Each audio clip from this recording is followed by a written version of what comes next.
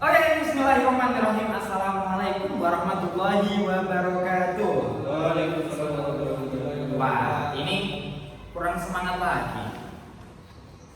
Coba ulangi lagi ya, biar agak semangatnya itu ada gitu. Masa pas saya masuk udah gak semangat semua. Assalamualaikum warahmatullahi wabarakatuh. Waalaikumsalam warahmatullahi wabarakatuh. Ini udah semangat, cuma belum ada greget-gregetnya. Saya ulangi lagi. Assalamualaikum warahmatullahi wabarakatuh. Waalaikumsalam warahmatullahi wabarakatuh. Bagus. Ini kan udah semangat. Sekarang saya ada game ya. Ada game biar nanti ketika materi yang saya berikan kepada kalian bisa lebih dipahami, bisa lebih dimengerti ya. Oke. Sekarang saya minta tolong ke kalian agar berdiri dulu. Oke, terima kasih. Ketika nanti saya bilang angkat tangan, ya, ketika nanti saya bilang angkat tangan, angkat tangan. Ketika nanti saya bilang duduk, langsung duduk. Tapi jangan diturunkan dulu tangannya ke bawah. Tetap angkat tangan ketika duduk. Paham? Oke. Angkat tangan. Duduk. Wah, ini kok diturunkan tangannya. Saya ulangi lagi. Berdiri. Angkat tangan. Duduk. Oke, ini kan gini udah fresh ya. Udah fresh semua benar nih? Sudah, Pak. Oke, terima kasih. Sekarang sebelum kita masuk ke materi, Bapak akan mengabsen terlebih dahulu. Najibudin Hadir, Pak. oke. Rizky Hadir. oke. Hadir semua ya ini di sini berarti? Ya, Pak. Oke. Jadi di sini saya akan menjelaskan dua materi utama. Ya. Apa sih materinya? Ini nggak sama, sama yang kemarin itu nggak sama. Kita beda materi pada hari ini. Apa itu materinya? Materi yang pertama yaitu materi yang pertama pengertian dan jenis pasar modal. Materi yang pertama pengertian dan jenis pasar modal. Materi yang kedua yaitu manfaat pasar modal dan jenis saham. Ya, saya ulangi lagi materinya tadi. Materi yang pertama yaitu pengertian dan jenis pasar modal. Materi yang pertama. Yang kedua, manfaat pasar modal dan jenis pasar modal. Jadi tujuannya apa sih? Kok saya mau menjelaskan tentang pengertian pasar modal dan manfaat dan jenis saham ya. Pengertian biar kalian nanti paham ya. Apa sih pengertian dari pasar modal itu apa ya? Dan apa sih jenis-jenis pasar modal itu? Dan materi kedua, manfaat dari pasar modal itu sendiri apa sih? Apa ada resikonya enggak sih ini ya? Dan yang terakhir ada jenis saham. Biar nanti ada pengetahuan tambahan tentang investasi di saham. Seperti itu. Oke, kita lanjut ke materi yang pertama yaitu pasar modal. Pasar modal merupakan pasar yang merupakan sarana bagi perusahaan dan pemerintah untuk memperoleh dana jangka panjang dengan cara menjual saham, obligasi. Pasar modal merupakan pasar untuk berbagai instrumen keuangan dengan jangka panjang yang bisa diperjualbelikan, baik itu berupa saham, berupa obligasi, saham, kemudian reksadana, kemudian ada surat-surat berharga dan yang lain, ya, maupun instrumen yang lainnya. Pasar modal ini merupakan sarana pendanaan bagi perusahaan maupun institusi, ya. Pasar modal ini memfasilitasi berbagai sarana dan prasarana kegiatan jual beli dan kegiatan yang terkait dengan investasi yang lain. Jadi seperti itu. Bisa dipahami? Oke. Jadi pasar Jadi pasar modal adalah, ini didengarkan, ini penting sekali. Pasar yang beroperasi secara terorganisir, ya. Pasar yang beroperasi secara terorganisir di mana terdapat aktivitas perdagangan. Surat-surat berharga seperti tadi, saham, obligasi, surat hutang, obligasi, kemudian ada reksadana dan yang lainnya yang diterbitkan oleh pemerintah maupun perusahaan swasta dengan memanfaatkan jasa perantara, komisioner atau underwriter seperti itu. Bisa dipahami? Oke. Bapak lanjut ke pelaku pasar modal. Tapi di sini pengertian dan jenis pasar modal belum saya sebutkan ke pelaku pasar modal. Nah, pelaku pasar modal ini sangat penting, ya. Kenapa sih kok sangat penting? Karena kalau misalkan gak ada pelaku di pasar modal ini, siapa sih yang jalankan perusahaannya? Oke, saya sebut pelaku yang pertama, yaitu emiten. Emiten perusahaan yang melakukan emisi, baik yang berupa saham maupun obligasi. Kedua, yaitu investor. Investor ini merupakan pemodal, ya, yang akan membeli saham, atau obligasi, ya. Dari siapa sih investor ini membeli? Dari si emiten. Oke, kita lanjut ke yang ketiga. Siapa pelaku utama yang ketiga? Yaitu penjamin emisi atau underwriter. Lembaga yang menjamin terjualnya saham atau obligasi sampai batas waktu tertentu. Kemudian ada, sebelumnya saya tulis dahulu, ya, dari awal tadi, siapa sih pelaku, ya?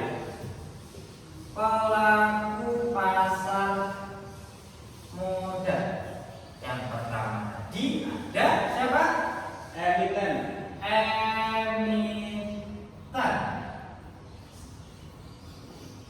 Yang kedua ada investor. Dan yang ketiga ada underwriter. Kemudian yang keempat apa? Yang keempat adalah agen penjualan. Siapa sih agen penjualan ini, ya? Agen penjualan ini agen penjualan ini adalah orang atau pihak yang menjual efek dari perusahaan yang akan go public tanpa kontrak dengan emiten yang bersangkutan. Berarti agen penjualan ini tanpa harus bersangkutan dengan siapa? Si emiten. Yang keempat apa tadi? Agen penjualan. Agen penjualan. Oke. Dan yang terakhir, siapa pelaku utama yang terakhir? Yaitu pialang atau broker. Di sini merupakan pialang atau broker ini merupakan perantara antara si penjual maupun antara si penjual dan si pembeli, yaitu perantara antara si emiten tadi dengan investor dalam jual beli efek.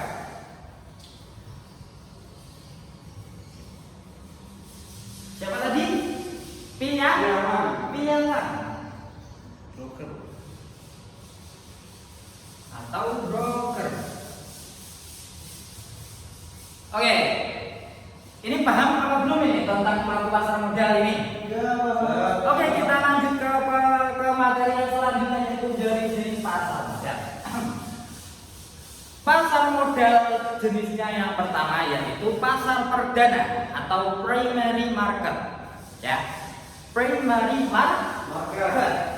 Primary market ini yaitu sebagai pasar perdana atau sebagai pasar yang paling utama untuk suatu wadah penawaran saham, ya. Jadi bentuknya sebagai sebuah sebagai sebuah wadah penawaran yang paling utama, yang paling pertama kali dilakukan oleh emiten kepada investor selama waktu tertentu, ya. Paham? Oke. Yang kedua yaitu pasar secondary atau pasar sekunder. Pasar sekunder ini adalah kelanjutan dari pasar yang perdana tadi atau pasar yang utama, yaitu suatu wadah yang terjadi transaksi jual beli berbagai macam efek, di mana efek tersebut telah melewati masa penawaran di pasar perdana sekurang-kurangnya 90 hari. Nah, ada dua, ya. Jadi yang pertama tadi jenis pasar modal yang pertama dan yang kedua tadi ada perbedaan, ya. Ketika pasar modal yang pertama tadi pelakunya adalah si investor dan si emiten, ya. Saya tulis. Ini perlu ditulis apa kan? Enggak perlu apa ya? Oke, perlu? Ya, saya tulis dulu, ya. Pasar modal, jenis pasar modalnya tadi apa? Primary market atau pasar perdana. Pasar perdana. Pelakunya adalah emiten dan investor.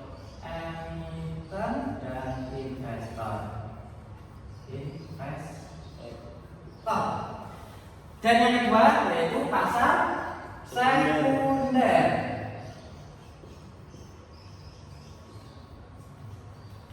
Yang isinya pasar sekunder ini siapa? Hah? Kira-kira siapa?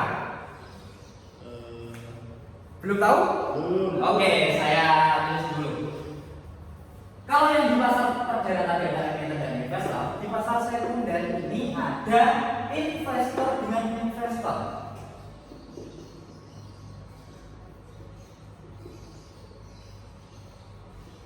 Oke. Dan yang terakhir, ya, dan yang terakhir jenis yang terakhir di bursa di pasar modal ini tadi yaitu ada bursa paralel atau third market, yaitu pasar yang ketiga.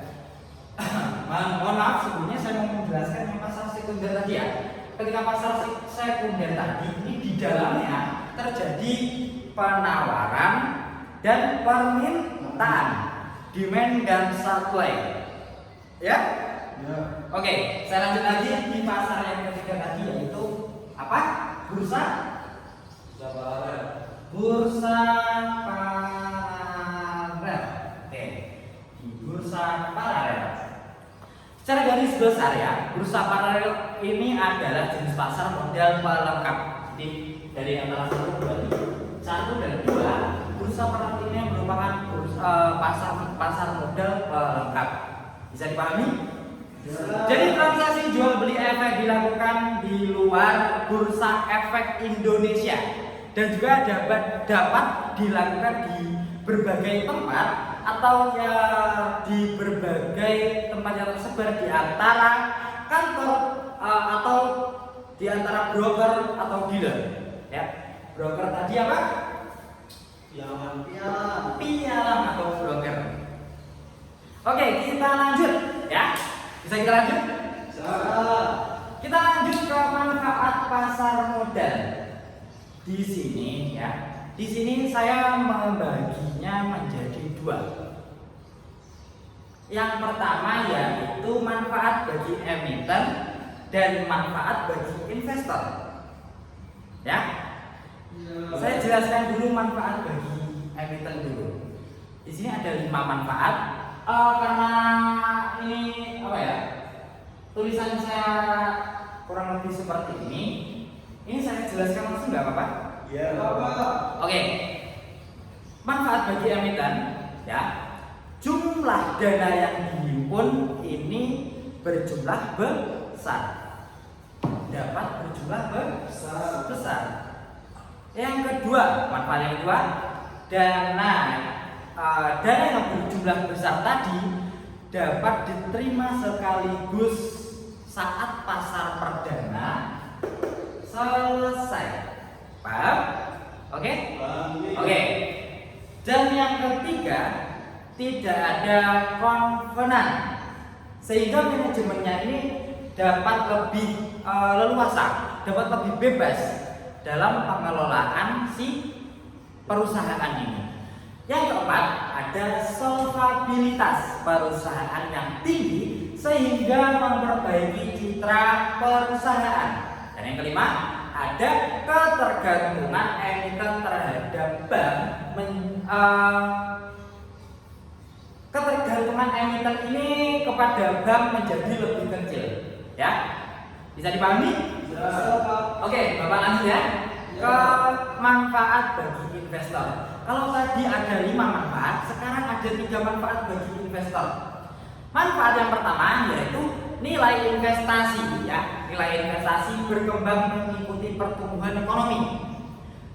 Dengan peningkatan tersebut, ya, tercermin pada meningkatnya harga saham yang mencapai capital gain. Yang kedua, yaitu memperoleh dividen. Bagi mereka yang memiliki atau yang memegang saham dan bunga untuk mengambang bagi pemenang obligasi. Dan manfaat yang terakhir yaitu dapat sekaligus melakukan investasi dalam berbagai instrumen yang mengurangi resiko. Oke. Karena materinya ini pengertian jenis dan manfaat sudah, dan materi yang terakhir yaitu jenis saham. Oke, jenis saham. Saham ini dibagi menjadi 3 berdasarkan hak tagih atau klaim. Kedua, berdasarkan cara peralihannya, dan yang terakhir berdasarkan kinerja perdagangan. Ada 3 ya. Apa tadi? Bisa diulangi? Berdasarkan hak tagih atau klaim. Yang kedua berdasarkan cara peralihannya. Ini Mas Najib kok gak ada suaranya, ya? Coba berdasarkan yang kedua, berdasarkan apa? Pembagian jenis saham berdasarkan cara peralihannya. Oke, berdasarkan cara peralihannya. Dan yang terakhir berdasarkan kinerja perdagangan. Nah, yang pertama yaitu berdasarkan hak tagih atau klaim ini dibagi menjadi 2, yaitu saham biasa dan saham preferred. Ya, berdasarkan hak klaim tadi dibagi menjadi 2. Apa? Saham biasa dan saham preferred. Yang kedua, pembagian jenis saham berdasarkan cara peralihannya ini dibagi menjadi 2 juga, yaitu saham untuk unjuk dan saham atas nama. Dan yang terakhir, pembagian saham berdasarkan kinerja perdagangan ini dibagi menjadi 5. Tidak sama seperti yang dua tadi, dibagi menjadi 2. Sedangkan berdasarkan kinerja perdagangan ini dibagi menjadi 5. Yang pertama blue chip stock, yang kedua income stock, yang ketiga ada growth stock, yang keempat ada speculative stock, dan yang terakhir ada counter cyclical stock. Mas Rizky, benar sekali. Oke, tapi sebelum itu ada satu resiko, ya. Ada satu resiko yang apa? Yang menjadi elemen di investasi pasar modal. Apa sih resikonya? Apa? Kira-kira apa resikonya? Belum tahu? Oke. Resikonya itu 1 resiko yang sangat berpengaruh di sini. Ketika harga jual saham atau harga jual di pasar modal ini tidak sama dengan harga beli. Ketika saya contohkan langsung di sini harga belinya per unit ya, atau per efeknya itu ada 120 per unit ya. Per unitnya itu ada 1020, maaf, ada 1020. Ini harga beli. Dan harga jual yang saat ini di saham, ini saham ya, saya contohkan saham, ada 950 harga jual. Nah, ini yang sangat beresiko di pasar modal, khususnya di saham, kemudian obligasi. Tapi ketika di pasar uang itu aman, ya, di reksadana pasar uang itu aman. Kenapa aman?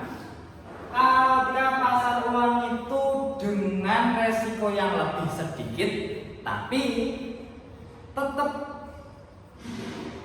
naik, ya. Resikonya itu sedikit, tapi jangan turun seperti itu. Bisa dipahami? Bisa. Bisa. Sekarang saya punya 2 kuis. Saya punya 2 kuis, ya. Silahkan dicermati. Nanti Mas Rizky buat pertanyaan yang pertama, dan Mas Haji buat pertanyaan yang kedua, oke? Ya, Pak. Oke. Buat Mas Rizky nanti menjawab pertanyaan kedua dari Mas Haji, dan Mas Haji akan menjawab pertanyaan pertama dari Mas Rizky. Oke.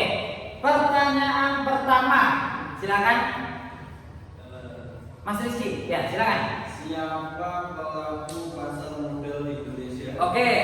Siapa pelaku pasar modal di Indonesia? Pertanyaan kedua bisa dilanjutkan, Mas Haji. Apa risiko berinvestasi di pasar modal? Oke, apa resiko berinvestasi di pasar modal? Saya beri waktu 1 menit untuk menjawab. Silahkan siap-siap. Oke, karena waktunya sudah selesai, saya akan lanjut lagi, ya. Dari pertanyaan pertama dari Mas Rizky tadi dan pertanyaan kedua dari Mas Najib. Pertanyaan pertama dari Mas Rizky bisa dijawab langsung oleh Mas Najib. Silahkan. Pertanyaannya tadi apa? Siapa pelaku pasar modal? Siapa? Pelaku pasar modal ada 5, Pak. Oke, benar, ada 5. Pelaku yang pertama? Emiten. Yang kedua? Investor. Yang ketiga? Underwriter. Yang keempat? Agen penjualan. Dan yang terakhir? Broker atau pialang. Oh, ini ada. Wah, ini saya nggak tahu kalau di sini ada. Wah, Bapak-bapak, tapi 100 untuk Anda, ya. Saya juga jempol buat Anda. Kemudian pertanyaan kedua dari Mas Najib tadi akan dijawab oleh Mas Rizky. Silakan. Resikonya. Oke, resiko berinvestasi di pasar modal. Apa? Resikonya capital loss. Ya. Oke, capital loss. Apa sih maksud dari capital loss? Capital loss yaitu kerugian yang harus kita tanggung akibat adanya selisih harga jual saham yang lebih rendah daripada harga belinya. Oke, betul sekali. Saya beri 3 jempol buat Anda. Satunya tapi nanti, ya. Oke. Karena materi yang telah saya sampaikan ini telah selesai, ya. Jadi saya ulangi lagi pengertian tadi apa, kemudian jenis-jenisnya apa, kemudian manfaat pasar modal, dan yang terakhir jenis saham. Ya. Pelaku pasar modal itu ada 5, ya. Tadi emiten, investor, underwriter, ada agen penjualan, dan pialang atau broker. Kemudian ada pasar perdana, jenis-jenis pasar modal tadi, pasar perdana, pasar sekunder, dan bursa paralel. Pasar perdana ini meliputi emiten, pasar perdana ini tadi yang dilakukan oleh MDM dan investor, pasar sekunder ini dilakukan oleh investor juga investor. Karena materinya setelah habis dan mungkin cukup sekian dari saya ya. Tapi sebelum itu, ijahat wala taksal wala takun ghafilan. Fanadamatul uqaba imai yatakasal. Jadi berjihadlah atau bersungguh-sungguhlah, jangan bermalas-malasan. Wala takun ghafilan, dan jangan berbuat lalai. Wala takun ghafilan. Fanadamatul uqaba imai yatakasal. Dan mereka orang yang bermalas-malasan akan merugi. Akan merugi. Terima kasih ya. Sekian materi yang dapat Bapak sampaikan ya pada hari ini, semoga bermanfaat. Sekian, wassalamualaikum warahmatullahi wabarakatuh.